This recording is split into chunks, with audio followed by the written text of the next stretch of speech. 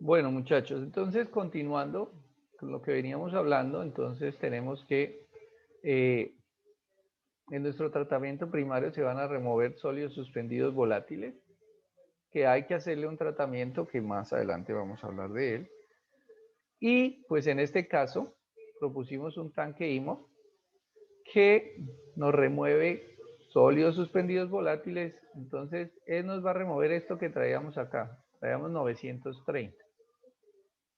Entonces, bueno, adicionalmente, dado que es un tanque, pues el restante sólidos suspendidos fijos y las grasas y aceites que quedaban, pues se van a remover porque ya en este caso le dimos más tiempo de retención, le dimos más espacio para que sedimentara lo que no había sedimentado, entonces retiramos el restante de la materia de los sólidos suspendidos fijos y de las grasas y aceites. Sin embargo, si se dan cuenta, aquí no colocamos 0 ni 0, sino colocamos fue 28. ¿Por qué 28? Porque eso se conoce como el límite de detección. Límite máximo de detección. O mínimo, perdón, límite mínimo de detección. ¿Qué es el límite mínimo de detección? Es que por muy buena que sea mi técnica, yo no soy capaz de medir 0 en algunas cosas, obviamente. En microorganismos, eh, pues o están o no están. Entonces, si yo tengo un microorganismo, pues voy a mirarlo. Si no tengo microorganismos, pues no aparece. Entonces sí puedo decir 0. Pero parámetros como estos que dependen de, por ejemplo, los sólidos que hay que ir a pesarlos y que depende de la precisión de la balanza con que estemos pesando, o grasas y aceites que es por un método de extracción que también hay que pesar. Entonces, estos parámetros tienen un límite mínimo de detección. Por debajo de esos límites mínimos, pues ya no puedo mirar. Ya no puedo decir si el equipo o la técnica no me puede decir por debajo de eso. En algunos casos, por ejemplo, en grasas son 8, pero con 8 es suficiente porque si miramos aquí la norma, la resolución 631, pues la resolución me dice que las grasas y aceites deben estar por debajo de 20. Entonces, pues con 8, pues ya para mí es suficiente. Entonces, por eso puedo manejar o seguir trabajando con eso. Les decía entonces que en este proceso lo que retiramos son los sólidos suspendidos volátiles que traíamos un valor de 930 y dijimos acá que los vamos a remover en su 100%. ¿Por qué? Pues porque se supone que si yo hago bien mi tratamiento, pues no va a salir nada. Entonces, nuevamente, el límite mínimo de detección del equipo, pues son 20. Yo esperaría que fuera 0, pero no, no es 0, son 20. Pues no son 20 tampoco, es menor a 20, perdón. Entonces, en este caso, los sólidos suspendidos volátiles vamos a considerar pues, que son menores a 20. ¿Cuánto menor? Pues menor a 20 es menor a 20, o sea, puede ser 19 como puede ser 0,1, no lo sabemos. Podemos decir que nuevamente pues que cumplimos la norma, no necesitamos ser tan estrictos. Y en aguas residuales eso es una ventaja o puede ser una desventaja, es que la norma eh, es un hecho de que no podemos hacer nada al 100%, que tenemos unas eficiencias. Entonces, al tener esas eficiencias, pues nosotros nos permite que llegar a la conclusión de que al final no voy a tener 0 de ninguno, sino voy a tener valores por debajo de un límite. Entonces, ese límite pues depende de la detección del equipo. Indirectamente, perdón, no, directamente cuando yo remuevo sólidos suspendidos volátiles, remuevo DBO y DQO. Eso ya es directo y lo podemos mirar acá. Por ejemplo, en tanque IMOR, él nos dice remueve del 50% al 70% de los sólidos suspendidos y remueve del 25 al 40 y del 15 al 30% de los sólidos, de la DBO y de la DQ. Entonces fíjese que, ¿por qué nosotros dijimos me removió el 100%? Eso es una equivocación o alguien, esto creo que ya lo hablamos, pero quiero que lo tengan muy claro. Yo dije que este tratamiento tanque IMOF me removió el 100% de los sólidos suspendidos volátiles. 100% de los sólidos suspendidos volátiles. Pero acá en la teoría me está diciendo que solo remueve del 50 al 70%. ¿Por qué yo hago esa esa afirmación o por qué yo me equivoco de tal forma que no escojo lo que dice aquí esta resolución, porque esto está en la resolución, sino yo vengo y arbitrariamente digo, no, es que me remueve el 100%. ¿Alguien me puede explicar por qué hacemos eso o si estoy equivocado para ir a corregir?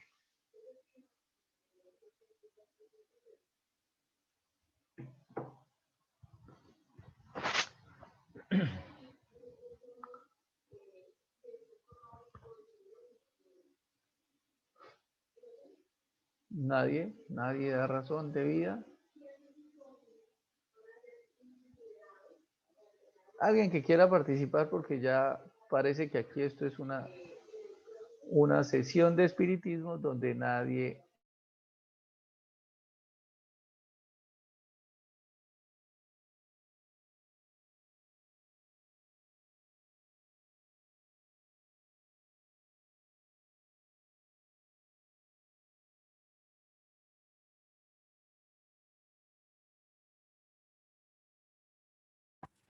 ¿Cuál es la pregunta, profe?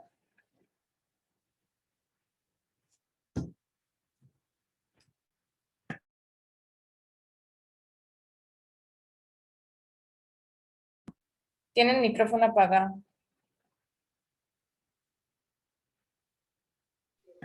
Bueno, ¿hasta hace cuánto me han escuchado? ¿Desde hace cuánto me escuchan o desde hace cuánto no me escuchan, muchachos?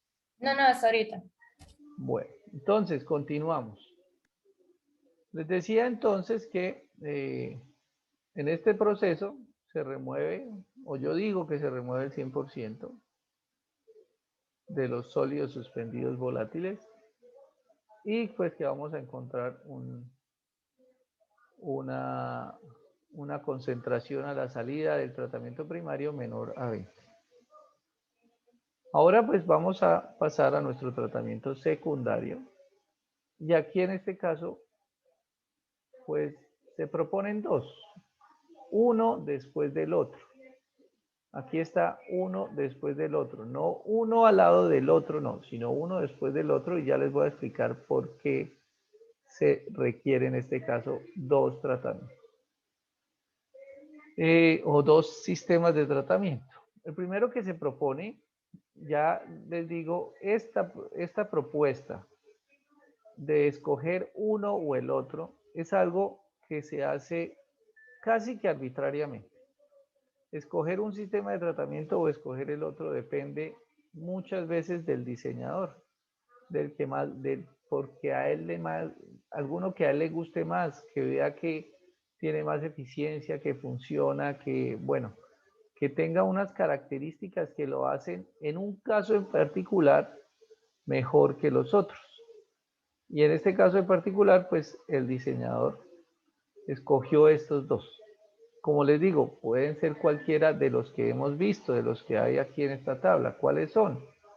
Pues un reactor USB, una Laguna, pero ya dijimos que Laguna en este caso no. Un reactor anaerobio RAP. Aquí no hemos hablado mucho de eso, pero también existe un filtros anaerobios que tampoco hemos hablado. Más que todo estamos en eh, dónde está el reactor de lodos activados y el filtro percolador. Más que todo son estos tres, el reactor USB, los activados y el filtro percolador. Esos son los que más se pueden usar y son los más comunes en el Colombia.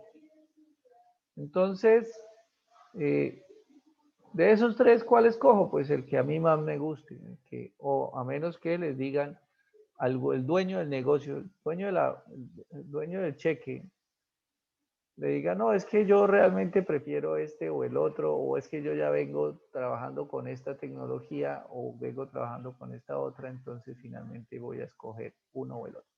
Cuando estemos hablando en particular de cada uno de estos sistemas, que es a partir del segundo corte, pues ahí se van a dar cuenta de cuáles son las ventajas y las desventajas que tiene cada uno de ellos y en ese mismo orden de ideas pues uno va a tener más criterio para decidir cuál de ellos escoger. Por ahora vamos a creer pues que el primero por conveniencia es el filtro percolador. Les levantó la mano, lo escucho.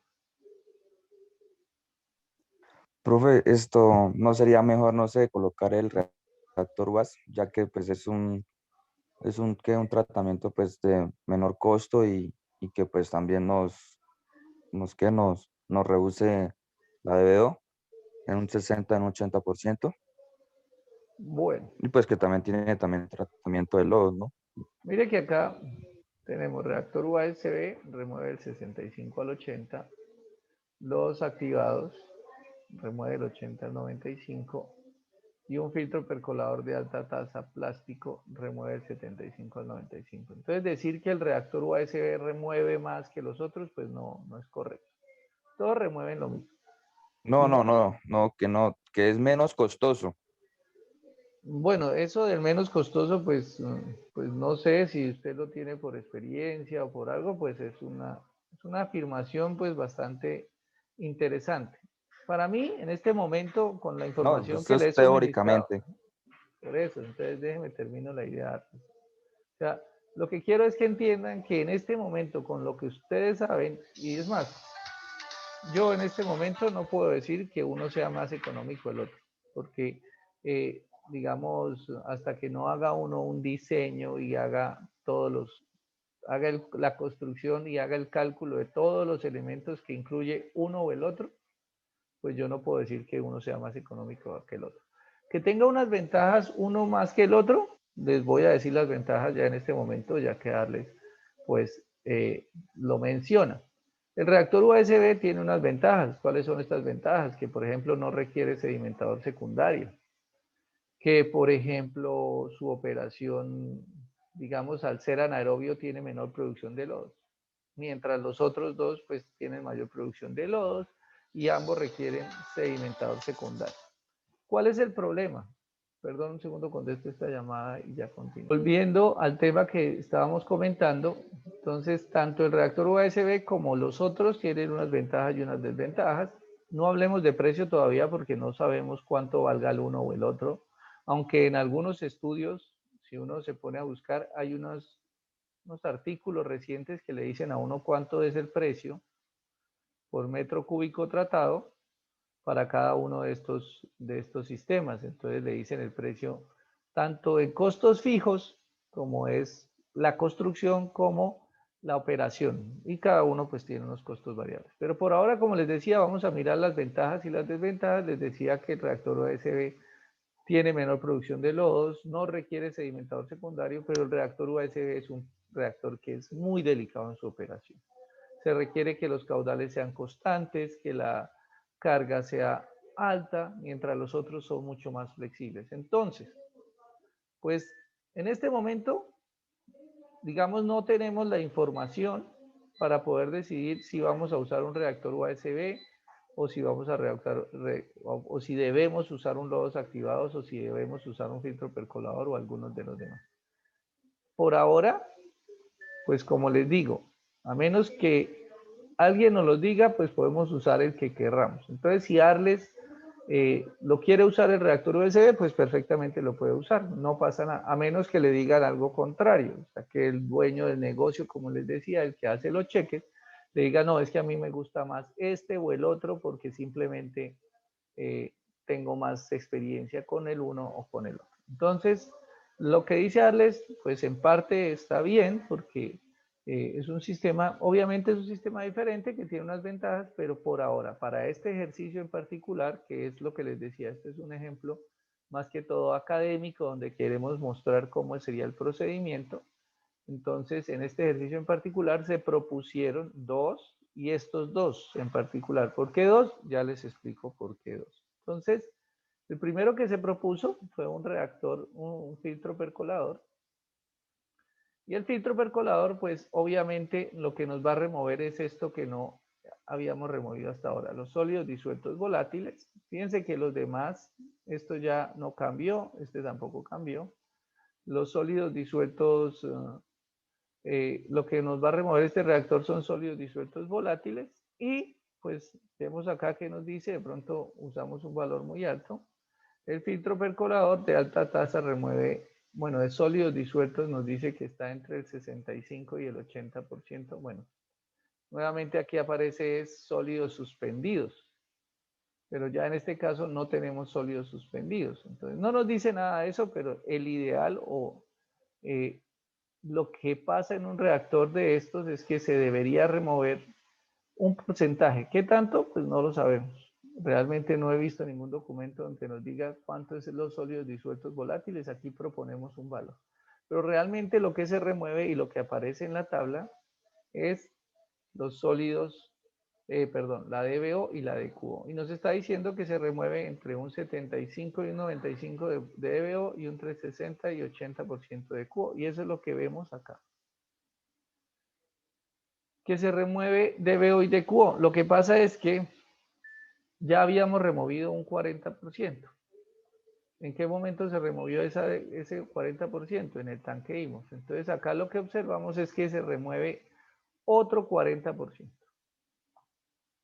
O sea, casi que el 80% o el 70% de lo que queda, porque es que la DBO se remueve o estos procesos remueven es de lo que queda. Entonces se removió, en este caso, un 40% del total o más o menos entre un 30 y un 40, entre un 80 y un 70 y un 80% de lo que queda. Entonces acá removimos otro 40% de los dos y nos quedó el 20%. Entonces teníamos 2.800 y se removió hasta lograr 576. ¿Cómo se obtiene ese 576 o de dónde salió ese valor? Pues simplemente multiplicar 2.800 por 0.2, que es lo que queda. Entonces 2.800 por 0.2 da 576 y 4.200 por 0.2 da 810. Ahora, ¿qué sigue? Pues es la razón por la cual en este ejercicio decidimos implementar otro sistema de tratamiento, porque nuevamente tienen que ustedes estar siempre enfocados en un objetivo, que es cumplir con la norma. Y la norma en este caso me dijo, mire, es que usted tiene que construir un sistema con una DBO menor a 90 y una DQO menor a 180. Hasta acá nuestra DBO iba en 575 y la DQO iba en 810. Entonces, bueno, ya hemos cumplido con sólidos suspendidos totales. Sólidos suspendidos totales, mire lo que me da, menor a 20 y menor a 20. En el peor caso daría 40, entonces ya estoy cumpliendo. Las grasas y aceites menor a 8, menor a 20, perdón, ya vamos en menor a 8, entonces estamos cumpliendo. Entonces, por ahora, pues lo que tengo que hacer en este momento es cumplir con mi DBO y mi DQO, que en este ejemplo, hasta ahora en particular, no se ha removido, sino una parte. Entonces, por eso, en este ejercicio académico decidieron montar otro sistema de tratamiento. ¿Que por qué lodos activados? Nuevamente es porque a la persona que hizo este ejemplo fue el que le gustó. A mí en realidad no me gustan mucho los lodos activados. ¿Por qué? Pues porque los lodos activados consumen muchísima energía. Al comienzo, pues su costo de su inversión inicial puede ser baja, pero la operación es muy costosa. Pero en este caso en particular, pues escogieron este. ¿Qué se removió? Pues nuevamente del 80, o aquí este puso el 90 y el 80%, y removieron pues mucha más DBO y DQO, y otra vez pues se removió algo de sólidos. De los 118 que quedaron, pues se removieron otro tanto y ya quedaron 19. La DBO iban 500, se removió el 90%, quedaron 50, y la DQO quedaban 80, se removieron 800, quedaron 162. Ahora sí ya cumple. Ya estamos cumpliendo con DBO, DQO, sólidos y gases. ¿Qué nos falta? Coliformes. Aquí no lo dice, la norma no lo dice, pero aquí hay algo muy importante, que a lo largo de todo el tratamiento, pues hemos tenido unos sólidos disueltos fijos de 3.000, que desde un comienzo les decía que era un valor relativamente alto, 3.000 de sólidos disueltos fijos. Es como si nuestro tratamiento hubiera sido contaminado con algo de cloruros o algunas sales. Algunas normas, este RASO, esta 631 no lo menciona, pero algunos criterios de calidad sí lo mencionan, y en algunas partes podemos encontrar que el contenido de cloruros debe ser menor a 250. Eso quiere decir que más o menos los sólidos disueltos deben estar por debajo de 250. Aquí no lo exigen, pero igual hicimos el ejercicio y en nuestro ejercicio, por dos razones, implementamos estos elementos de tratamiento terciario. La primera es que todavía nos falta cumplir con coliformes y para poder cumplir con coliformes tenemos que desinfectar. Entonces, cualquier proceso de desinfección que apliquemos, pues hay unas situaciones que si lo hacemos con cloro, pues con cloro si desinfectamos y todavía hay materia orgánica, que aquí ya no hay mucha, pero lo recomendable es que haya muy poca, pues se forman unos compuestos clorados que son cancerígenos. O si usamos luz ultravioleta o ozono, pues el ideal es que no haya materia suspendida en el agua, en que no tengamos materia orgánica para que no reaccione, sino que esta luz ultravioleta y este ozono solo nos vaya a afectar o nos vaya a atacar lo que tiene que ver con microorganismos. Entonces, por eso se propone tanto la filtración avanzada como la desinfección. Bueno, entonces, como les decía, para terminar, entonces vamos a proponer un sistema de filtración avanzada que tiene dos propósitos. Uno, retirar cualquier cosa adicional que haya tenido esta agua. Y segundo, pues prepararla para el proceso de desinfección. Entonces, la filtración avanzada es, pues realmente, pues aquí la mencionamos a grandes rasgos. Esto no vamos a entrar a hablar de ello en este curso porque finalmente realmente esto es bastante avanzado, como lo llamamos acá. Se requieren contratar empresas especializadas en estos temas, no es fácil uno construir un sistema de estos y hay empresas que solo se dedican a esto. Las membranas, pues nosotros conocemos membranas, pues arena y antracita, filtros de arena y antracita, pues son fáciles de construir, casi todas las plantas de tratamiento de agua potable los tienen. Pero pues también hay unas que son filtros con zeolitas, con carbón activado o resinas de intercambio iónico que también se consiguen. Esto no es tampoco nada del otro mundo. Son un poco más costosas, o sea, el precio es un poco más alto, pero igual se consiguen. Pero ya estas membranas, las que están aquí en la parte inferior, pues ya en la medida que son más pequeñas o que su poro es más pequeño, pues son más costosas. Las de microfiltración, que son las que venden normalmente que uno encuentra en las casas, como los cartuchos esos que nos venden, pues si se dan cuenta son las más económicas, porque solo retienen 10 micras. Pero igual tenemos que ubicarlas, o sea, para hacer un proceso como esto se tienen que ubicar las membranas todas para que el proceso vaya reteniendo. ¿Cómo les explico? Como cuando hablábamos de la rejilla, tiene que haber una rejilla gruesa, una media, una fina, porque si yo pongo de una vez la fina, pues se me va a tapar muy rápidamente porque todo el material grueso viene y la obstruye. Entonces lo que va haciendo uno es que va poniendo una gruesa que retiene el material grueso, una media que va reteniendo los medios y una fina que retiene los finos y cada una se va colmatando pues proporcionalmente. Lo mismo pasa con esta filtración. Tengo que poner un filtro de tamaño grueso, que en este caso es de unas 10 micras, que se llama microfiltración.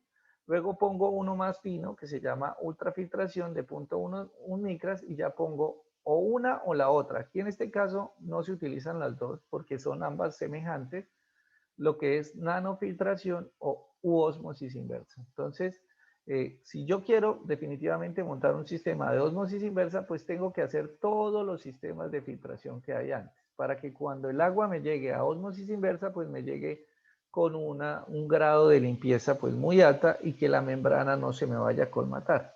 Es más, estas membranas de osmosis inversa son muy exigentes en cuanto al contenido de hidrocarburos, de grasas, las tapan muy fácilmente, entonces por eso se propone todos estos sistemas de tratamiento previo. Con osmosis inversa, pues aquí lo que hicimos que se obtiene o lo que se pierde es un rechazo que debe ir a un tratamiento de salmuera. Y esa es la dificultad por la cual aquí en el interior no se usan membranas de osmosis inversa o su utilización es bastante restringida porque se produce una salmuera. Cuando estamos hablando de tratamiento de agua potable o potabilización de aguas de mar, pues esta salmuera se devuelve al mar, porque vamos a obtener un agua con baja concentración de sal y otra con alta concentración de sal. Entonces, lo que se hace en el mar es que la de baja concentración es el agua que voy a consumir y la de alta concentración es la que le devuelvo al océano para que él, pues, en su capacidad de dilución, pues vuelva y la maneje.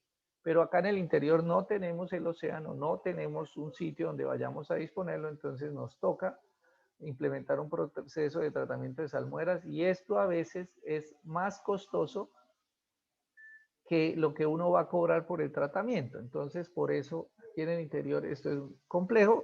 Hace unos años hicimos una tesis de grado y se propusieron algunas cosas, pero eso quedó, digamos, como conocimiento para una industria y pues no lo hemos podido hacer público, pero bueno, ya se hicieron unos trabajos al respecto. Y finalmente, pues bueno, aquí, ¿qué fue lo que se hizo con este tratamiento de ósmosis inversa? Pues lo que hicimos fue disminuir el contenido de sólidos disueltos. ¿Qué tanto? Pues eso sí depende del proceso de ósmosis. Aquí no colocamos valores, pero en esta ósmosis inversa lo que se disminuye es los sólidos disueltos. ¿Qué tanto? Pues inicialmente estaba en 3000. En la tesis de grado que hicimos nosotros, pudimos obtener valores hasta de 30 o dependiendo, porque eso depende del proceso, lográbamos también, pues podríamos variar entre 30 y 250. ¿De qué depende un caso o el otro? Pues depende del el rendimiento. Si yo obtengo de 30, por ejemplo, si aquí entran 10 litros por segundo o una cosa así, aquí me va a salir 1 litro y el resto son rechazo. Pero si yo lo dejo menos eficiente, pues aquí ya me pueden salir 8 litros. Entonces, si yo quiero un agua muy buena, pues voy a obtener más rechazo. Si el agua es de menor calidad, pues el rechazo me va a disminuir. Esa es la diferencia entre obtener un agua de buena calidad y una de no tan buena calidad, pero finalmente el sistema me permite obtener un agua hasta casi hasta el 90% de remoción. Entonces, 95, 98%. Entonces yo puedo salir perfectamente con un agua de muy buena calidad. Y aquí al final, pues colocamos un proceso de desinfección, que la desinfección pues está formada por cualquiera de estos 3 elementos, que puede ser aplicación de cloro, o aplicación de luz ultravioleta, o aplicación de ozono. ¿Cuál de los 3 usamos? Pues el que mejor me sirva, el que tenga mayor disponibilidad. El cloro, pues como les decía, forma unas sustancias cancerígenas, pero ya en este momento con un tratamiento como el que llevamos hasta acá, pues simplemente no hay ningún problema, se puede aplicar. La luz ultravioleta funciona igual en este caso porque el agua ya está de muy buena calidad, puede funcionar, y el ozono pues también va a funcionar. En una condición como esta, donde tenemos un agua de tan buena calidad, yo preferiría la luz ultravioleta. Pues porque esto solo me consume energía que tiene, pues tengo que pagarla como un recibo de la luz. Pero el cloro es algo que tengo que comprar y el ozono, la producción de ozono es mucho más compleja y mucho más difícil. Entonces, por eso, digamos en últimas, el de luz ultravioleta sería el mejor.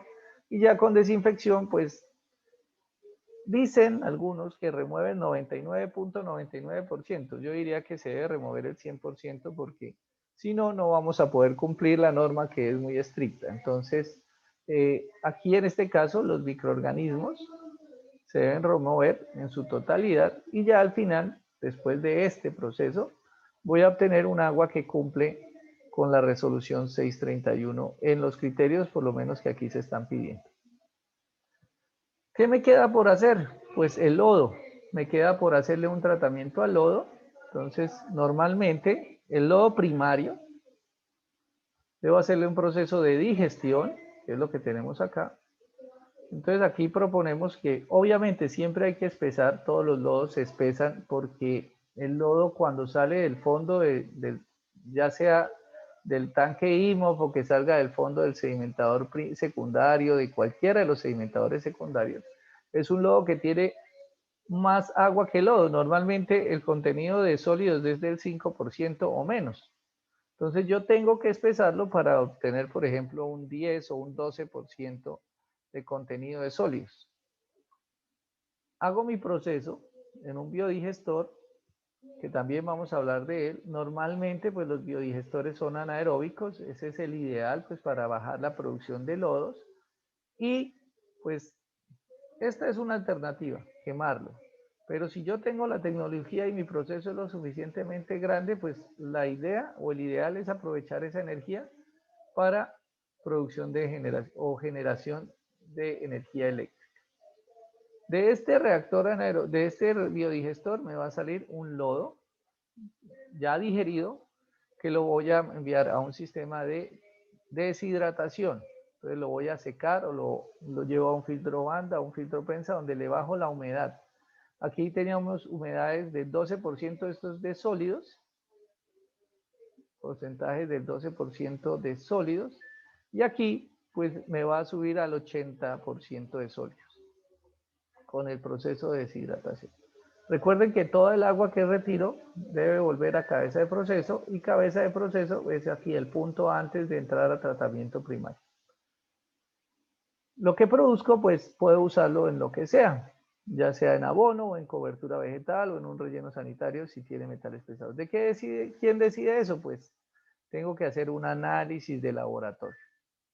Yo no puedo concluir, bueno, pues sí, puedo analizar el agua previamente y mirar si tiene metales pesados. Si tiene metales pesados, pues yo ya sé para dónde va eso.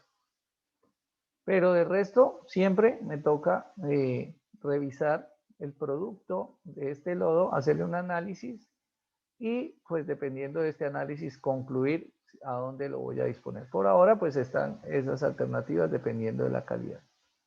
En este caso, como aquí vamos a pensar que lo que se produce es un abono, que lo puedo comercializar y que lo puedo vender, porque finalmente nosotros lo que queremos es pues, que esto sea un negocio, que sea un negocio rentable. Entonces,